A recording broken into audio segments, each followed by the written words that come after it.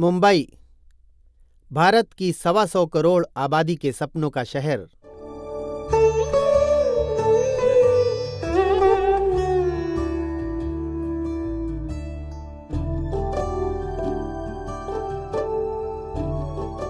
यहाँ समय इतना मूल्यवान है कि दूरी भी समय के हिसाब से मापी जाती है।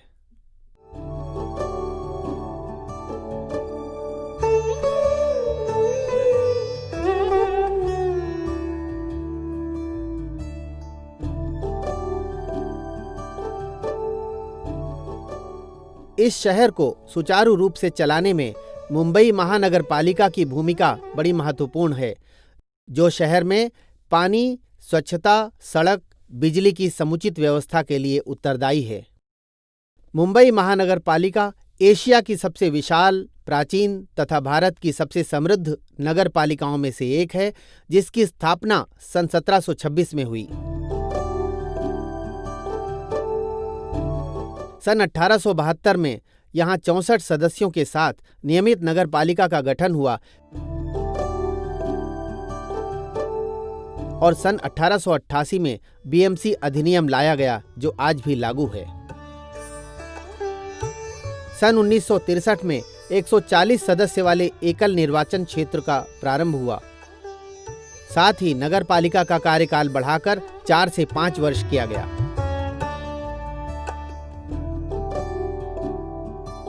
मुंबई को गति प्रदान करने में महिलाओं की भागीदारी अभूतपूर्व है, जो इस शहर में बेरोक-टोक, बेझिझक अपना वजूद बनाने में सक्षम रही हैं। अब तक बीएमसी को 7 महिला महापौर चुनने का श्रेय प्राप्त है।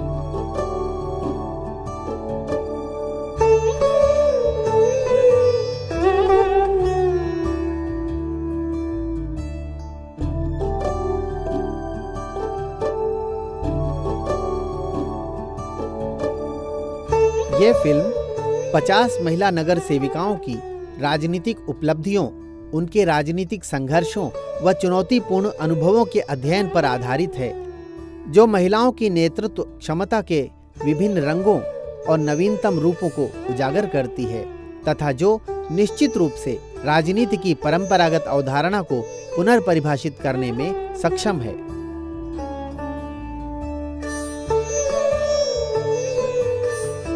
When I entered into MCGM, seeing that heritage structure, and knowing that I will be doing something, I will be somebody, I will be representing a particular area, that is definitely you feel something proud of.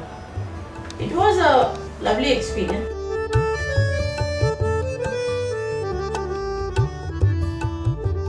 सर्वप्रथम महिलाओं के मताधिकार की मांग सन 1917 में सरोजिनी नायडू के नेतृत्व में तैयार किए गए महिला शिष्टमंडल ने उठाई। ये महिलाएं भारतीय महिला संघ, सेवा सदन और भारतीय महिला विश्वविद्यालय, जो अब एसएनडीटी महिला विश्वविद्यालय के नाम से जाना जाता है, की सदस्य थीं।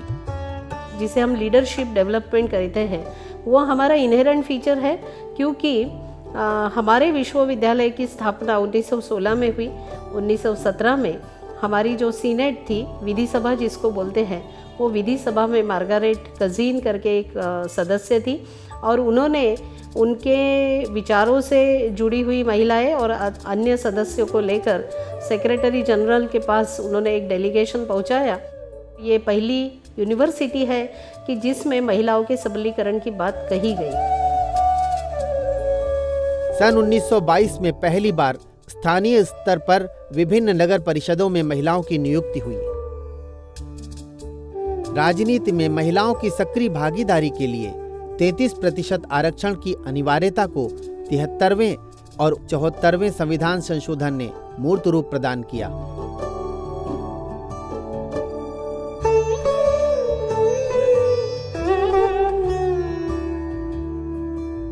महाराष्ट्र में 2011 में स्थानीय शासन में महिलाओं को 50% आरक्षण दिया गया। आज अधिकतर राज्यों में शहरी तथा ग्रामीण प्रशासन में, नगर पालिका और पंचायत में महिलाओं के लिए 50% आरक्षण है। 74वां संविधान सुधार जब मैंने देखा तो उसमें मुझे लगा जो 3 मुख्य उद्देश्य उसके थे वो बहुत ही बढ़िया थे। एक, निर्णय प्रक्रिया में लोगों का सहभाग।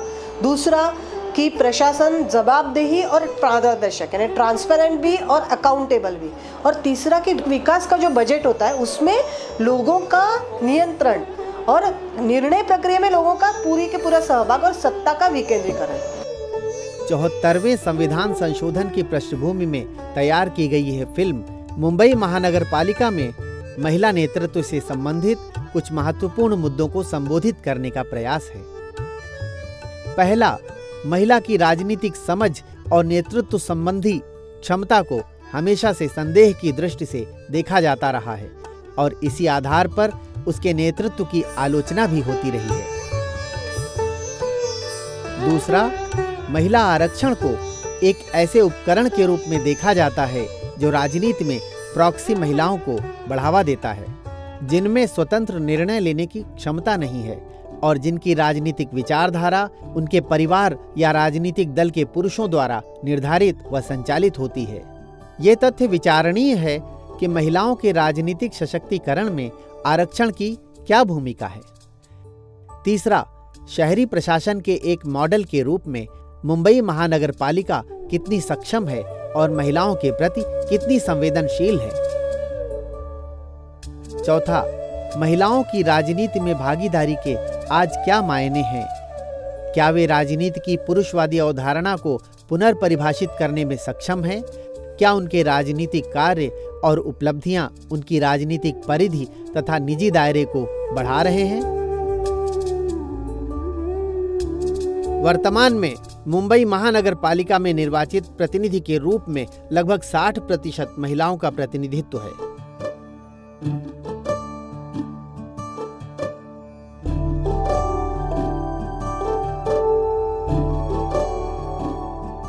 इन महिलाओं का सामाजिक, आर्थिक और शैक्षिक परिप्रेक्ष्य महत्वपूर्ण है। अधिकतर नगर सेविकाएं 30 से 60 वर्ष के बीच हैं। दूसरी महत्वपूर्ण बात अधिकतर महिलाओं का विवाहित होना है। ये दोनों ही तथ्य इस बात का संकेत करते हैं कि राजनीतिक पार्टियां मध्य आयु वर्ग की विवाहित महिलाओं को वरीयता देती हैं। एक सकारात्मक तथ्य यह भी है कि अधिकतर महिलाएं ग्रेजुएट हैं, जो इस बात का संकेत करती हैं कि पढ़ी लिखी महिलाएं आज राजनीति में प्रवेश कर रही हैं। इन सभी महिलाओं की आर्थिक स्थिति अच्छी है। अधिकतर महिलाओं को परिवार से आर्थिक सहयोग भी मिलता है। एक और महत्वपूर्ण बात यह है कि घरेलू जिम्मेदारियों को साझा करने में भी परिवार की भूमिका सकारात्मक है। I had difficulties bringing up my children. My mother-in-law was very supportive. She only allowed me. She used to get up earlier in the morning to make coffee for me to study and all. She was my आत्या. तो domestic life में कोई disturbance नहीं हुआ. Everything went on smoothly. सभी महिलाओं के पास या तो सहायक कर्मचारी हैं या पारिवारिक सहयोग या फिर दोनों। ज्यादातर नगर सेविकाएं एकल परिवार से हैं। एक रोचक और उत्साहवर्धक तथ्य यह भी है कि एकल या संयुक्त दोनों तरह के परिवारों में पति घरेलू कामकाज में सहयोग देते हैं। महिलाओं की जातीय और धार्मिक विविधता महत्वपूर्ण है। 60% महिलाएं पिछड़ी जाति, दलित वर्ग और धार्मिक अल्पसंख्यक समुदायों का प्रतिनिधित्व करती हैं। चाहे वो माइनॉरिटी से आई हो, चाहे किसी से भी आई हो, महिला अगर अपने आप में सोचे कि नहीं कॉन्फिडेंस है कि वो कर सकती है, महिला में वो ताकत है, उसे कोई नहीं कर सकता। मैं भी जॉइंट मीटिंग लेती हूँ, मैं भी चिल्लाती हूँ, मैं हाउस में बोलती हूँ। ये बात है, हमारे मुस्लिम की जो महिला है उनको एजुकेशन बहुत ज़रूरी है। फिर उसको फैमिली सपोर्ट का बहुत ज़रूरी होता है। फैमिली सपोर्ट जब होता है तो कुछ भी कर सकती है।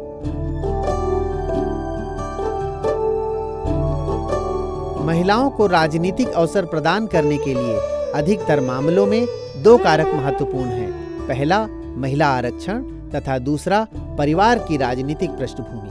Politics is not a dirty game. I've been into it. I feel it is nice. If it is done in the right way, you enjoy it also. 82% महिलाएं आरक्षित सीट पर आई हैं, जो राजनीति में महिला आरक्षण की अपरिहार्यता को दर्शाता है।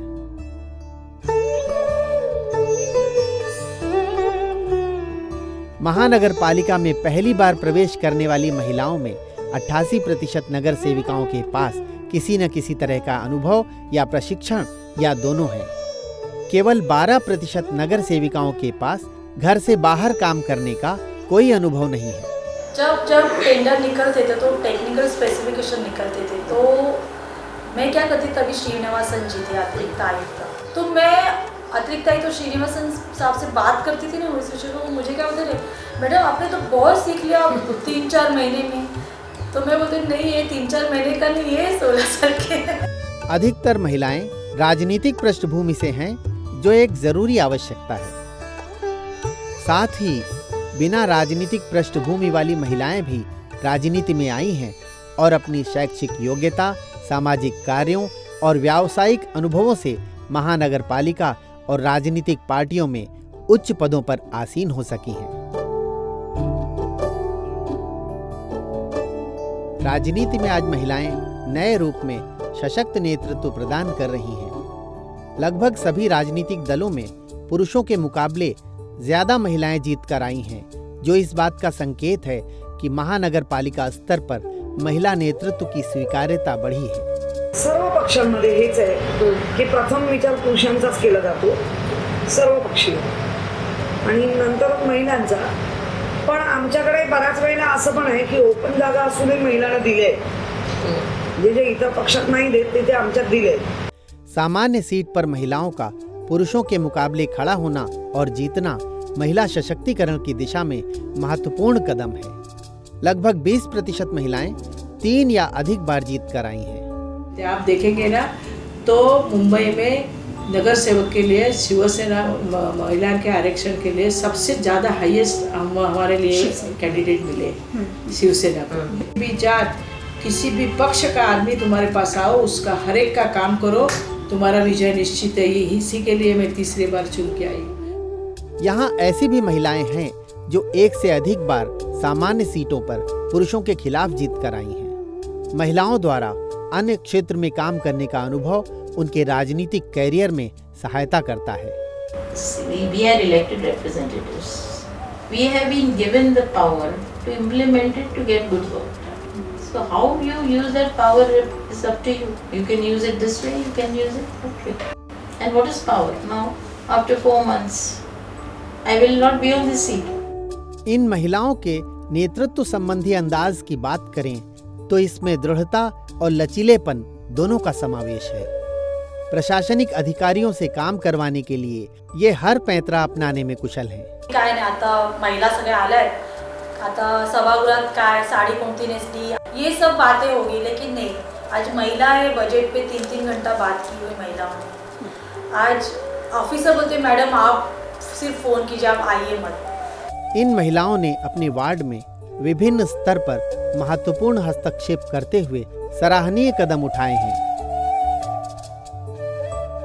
मैं जो बीएमसी के बच्चे का जो फूड का जो खाने का विषय था उसको मैंने बहुत ये किया। मिड डे मील वगैरह या कुछ और? मिड डे मील उसके विषय में मैंने बहुत मुद्दा उठाया। हालांकि एक शाला से लेकर के मैं 12 बजे निकली, हर एक शाला में डब्बी लेकर के आपका खाना डालो, आपका डालो, ऐसे 4-6-7 साल का लेके गए और मैंने महापौर के सामने रखा कि रोज़ आपको एक ही खिचड़ी अगर मैं खिलाऊँ 365 दिन तो आप खाओगे क्या? ये मुद्दा लेकर के मैं गई और मैंने उसके विषय में बहुत सारे लोग बोले भी।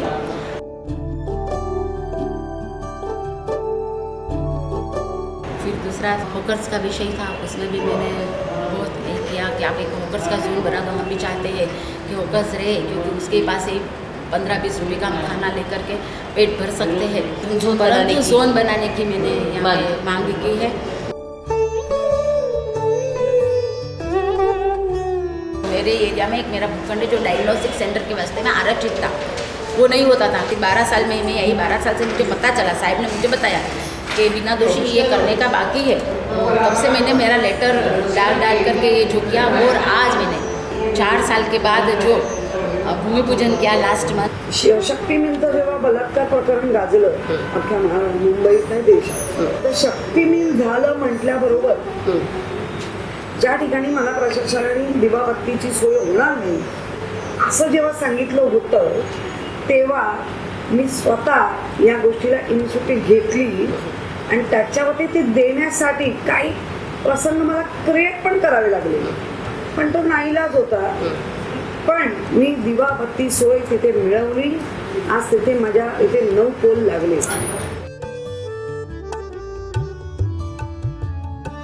महिलाएं आज महानगर पालिका में वरिष्ठ पदों पर आसीन हैं, परंतु वास्तविक निर्णय लेने में इनकी भागीदारी कितनी है? मॉनिटरिंग रोल आहे आमचा. Budget is made by the commissioner. प्रशासन बजेट बनवतो. We have to either pass it or आम्ही परत तर करू शकत नाही. आम्ही जर बजेट नापसंत केलं तर कामच होणार नाही. आम्ही फक्त अमेंडमेंट सुचवू शकतो. So budget is not made by the political parties, it is made by the administration.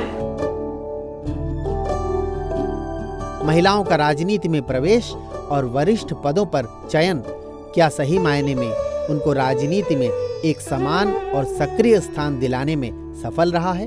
Power फक्त आहे ना 4 कमिट्यांना आहे. स्ट्रॅटेजरी, पहिली स्टँडिंग, दुसरी एज्युकेशन, तिसरी BST आणि चौथी इम्प्रुव्हमेंट म्हणजे सुधार समिती. या 4 कमिट्यांनाच पावर आहे. आमच्या या स्टँडिंग कमिटीवर तुम्ही आजपर्यंत, आज मितीपर्यंत केव्हाही तुम्ही महिला नगरसेविकेला चेअरमॅन बघणार. आज BMC की 4 महत्वपूर्ण समितियों में से 3 में पुरुषों की अध्यक्षता है. केवल शिक्षण समिति की अध्यक्षता महिला के हाथों में है. काही ठिकाणी महिलांना जास्त विचारलंच जात नाही काही गोष्टी. आता त्यांच्या पदाला न्याय मिळायला पाहिजे. महिला अध्यक्ष म्हटल्यानंतर तिला जेवढा तुम्ही पुरुष अध्यक्षाला मान देता तेवढा त्यांना पण द्या ना. महिलांची पण अपेक्षा काय असतात तुमच्याकडनं?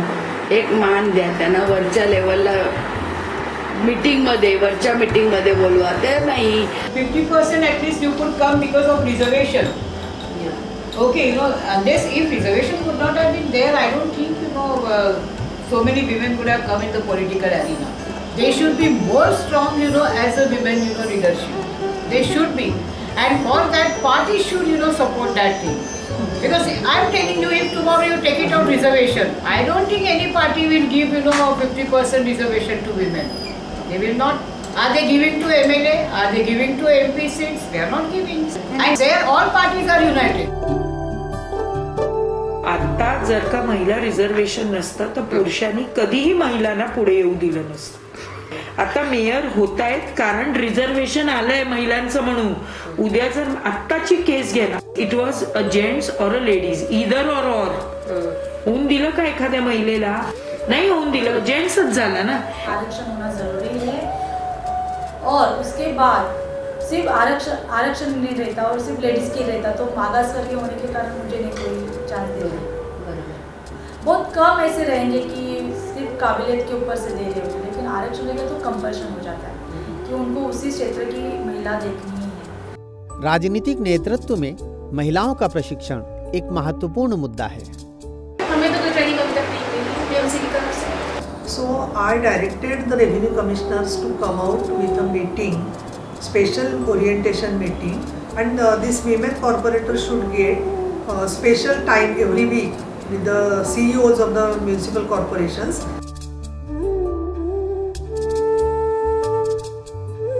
महाराष्ट्र सरकार ने 3 जुलाई 2009 को नया ड्राफ्ट लाया, यानी 2 से 5 पोलिंग बूथ की एरिया सभा बनेगी. उस एरिया सभा का अध्यक्ष जो है वो नगर सेवक रहेगा और उसको लगेगा तो वो एक एरिया रिप्रेजेंटेटिव जो है, मोहल्ला सभा प्रतिनिधि जो है वो सिलेक्शन करेगा. हालांकि मॉडर्न नगर राज बिल में इलेक्शन पहले है, सिलेक्शन बाद में. अगर जहाँ इलेक्शन नहीं होता है तो एनीबडी कैन नॉमिनेट, सिलेक्शन हो सकता है. तो पूरी तरह से और उस पूरे ढांचे में ना कहीं भी फंड, फंक्शन और फंक्शनरीज दी नहीं गई है. यानी बोलते ना स्केलेटन, जिसको एक ऐसे ढांचा बना के दे दिया है. जब मोहल्ला सभा हम लोगों ने बनाया, हम लोगों को मोहल्ला सभा बनाने के बाद में हम लोगों को जब आईडी मिली तो उन लोगों को लगा कि इन लोगों के पास अब कुछ इन लोग का पावर आ गया है. नगर सेवक से हम लोगों को कोई चीज़ का सपोर्ट नहीं मिला, जो कुछ मिला BMC से मिला. अब हम लोग को हिम्मत भी बढ़ी और ताकत भी हुई, तो लोगों से जब पहचान हो तो ये लगा कि अब हम लोग को और भी कुछ करना है.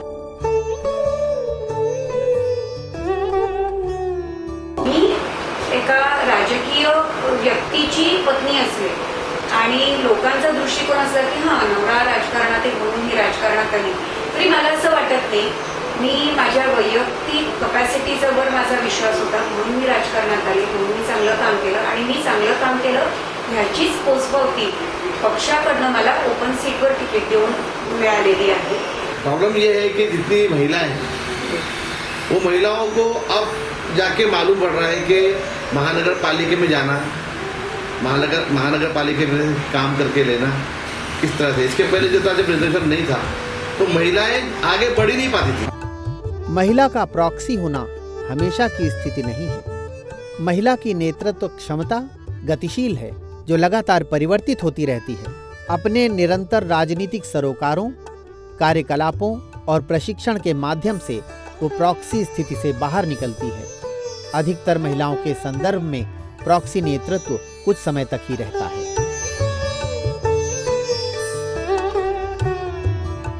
जैसे मैं घर चला सकती हूँ तो उसी स्वच्छ में वैसे बोलते हैं ना देश का अपना एरिया जो भी वार्ड रहेगा हम उसको जितना भी हो सकेगा उसको एकदम स्मार्ट वार्ड बनाने की कोशिश करेंगे. स्टार्टिंगमध्ये जेव्हा मी आले तर हाऊस करावं लागतं, म्हणजे हेड ऑफिसला जावं लागतं, BMCमध्ये जावं लागतं, इव्हन छोट्या छोट्या असं व्हिजिट्स करावे लागतात. ते मला काहीच माहीत नाही.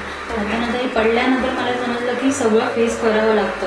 म्हणजे तुमची फॅमिली लाईफ पण तुम्हाला थोडं जरा बाजूला ठेवावी लागते. इवन फर्स्ट प्रायोरिटीमध्ये आपण फॅमिली बोलू शकतो, पण आत्ताच्या रिसेंटमध्ये आपण पॉलिटिशियन आणि म्हणजे आपण निवडून आलो तर आपण पब्लिकला फर्स्ट प्रायोरिटी द्यायचं असतं. मुंबई शहरासाठी मला काय पाहिजे हे आम्ही सुचवू शकतो, त्याप्रमाणे ते प्रोव्हिजन करतात. म्हणजे डीपीमध्ये डेव्हलपमेंट प्लॅनमध्ये आरक्षण येतं, कुठे टाकायचे, कुठे शाळा टाकायचे, कुठे हॉस्पिटल, कुठे मार्केट, कुठे RG टाकायचं, कुठे PG टाकायचं हे आहे. महिलाओं का नेतृत्व अपरिमित है जो समय के साथ बदलता रहता है. महिलाओं द्वारा राजनीतिक कार्यों में अधिक से अधिक भागीदारी, प्रशिक्षण और अनुभव उनके नेतृत्व की प्रकृति और प्रकार तय करने में महत्वपूर्ण भूमिका निभाते हैं.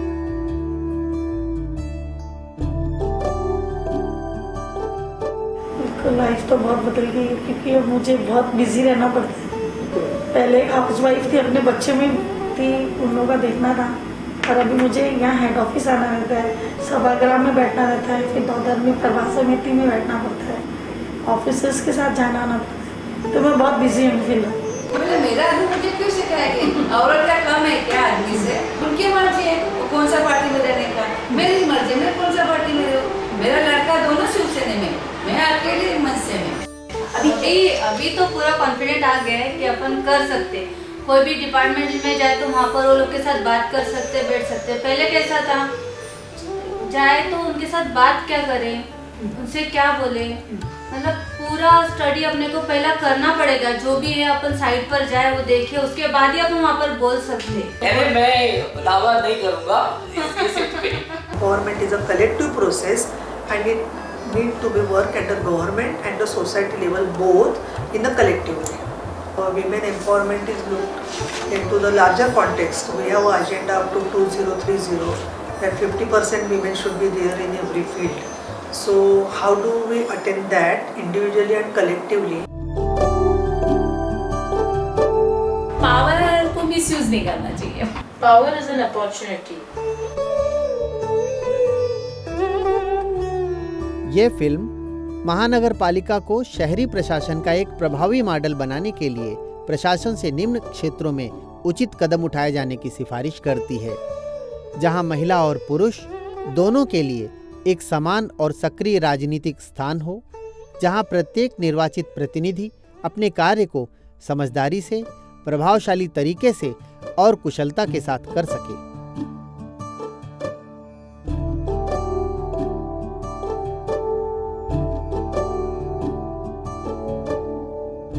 जैसे मध्यम वर्गीय शिक्षित महिला रहे, यदि उसे हम जनप्रतिनिधि बनेंगी तो चाहे वो MLA MP बने या नगर से बने तो उनको वो अनुभव की कमी रहेगी या एग्रेशन की कमी रहेगी. तो ऐसे उनको एक पर्टिकुलर अगर हम ट्रेनिंग दे देंगे तो वो बहुत अच्छा काम करेंगे. ऐसा नहीं कि मतलब कम पढ़ी लिखी महिला काम नहीं कर पाए. To come out with a meeting, special orientation meeting on two issues, that how the local self-government act works, and secondly how they can come up with a plan for development of their ward. However, it has to be ongoing process. We have, say, around 163 women study centers in different universities and colleges. These women study centers look into various academic programs for the development of leadership qualities amongst the women, maybe at the municipal level, maybe at the higher mayoral level, or maybe at the metropolitan level. So, capacity building of women leaders and their excellence in leadership qualities is the main motto of our Women Study Center. 50% महिलाओं को यदि नेतृत्व विकास में सहभागिता मिलती है तो देश को या पूरे जनसमुदाय को वो बता पाएंगे कि हम कितने सक्षम हैं. रिझर्वेशन आलं ना तर डेफिनेटली महिला तिकडेही स्पेस घेतील. So basically working for politics is it's something like finding your own music through which your mind sings a song for new life every day.